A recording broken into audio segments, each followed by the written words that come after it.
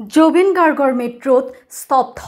ৰাজ্যৰ বিভিন্ন প্ৰান্ত কোনেও যেন মানি ল'ব পৰা নাই মৰমৰ জুবিন গাৰ্গৰ মৃত্যুক গুৱাহাটীত জুবিন গাৰ্গৰ পাৰ্থিৱ শৰীৰ আহি পোৱাৰ পাছতেই ৰাজ্যৰ বিভিন্ন প্ৰান্তৰ বজাৰসমূহ বন্ধ হৈ পৰা পৰিলক্ষিত হৈছে বজালী জিলাৰ সফৰবুৰী বজাৰো বজাৰ কমিটিয়ে 8 বজাৰ পৰা 4 বজালৈ বন্ধ ৰাখিছে বন্ধৰ লগতে বজাৰ কমিটিৰ উদ্যোগত দোকানী আৰু স্থানীয় ৰাইজে প্ৰয়াত জুবিন গাৰ্গক জ্ঞাপন কৰে অশ্ৰুসিক্ত শ্ৰদ্ধাঞ্জলি অসমবাসী আজি যি হেৰুৱাইছে হেয়া আমিহে গম পাই আছো আমিহে অসমবাসীয়ে গম পাই আছো যে ইন ফিউচাৰ 100 বছৰৰ ভিতৰতো এনেকুৱা আমি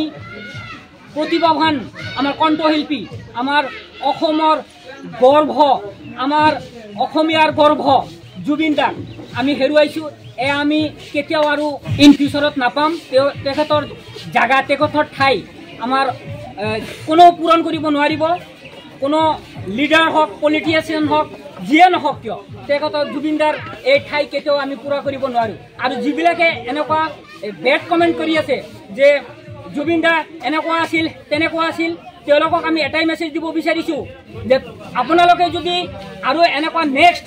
জুবিনদাৰ বিষয়ে যদি কোনো ধৰণৰ বেয়া মন্তব্য কৰিছে তেনেহ'লে সমগ্ৰ অসমবাসীয়ে আইনৰ ওচৰত আমি কেতিয়াও আমি হেৰি না আইনৰ ওপৰত আমি তাৰমানে আমাৰ এতিয়া তাৰমানে সময় নাই আমি অসমবাসী আপোনালোকৰ কঠোৰ বিচাৰ ল'বলৈ আমি সিদ্ধান্ত ল'ম গতিকে আমি অসমবাসীক এটাই আহ্বান জনাইছোঁ আমি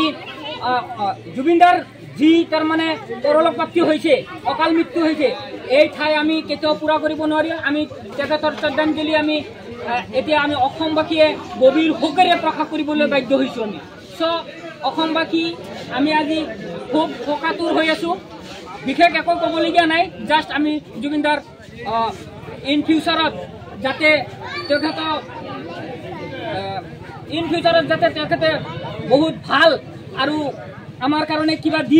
থৈ যাব পাৰে তাৰ কাৰণে আমি আশাবাদী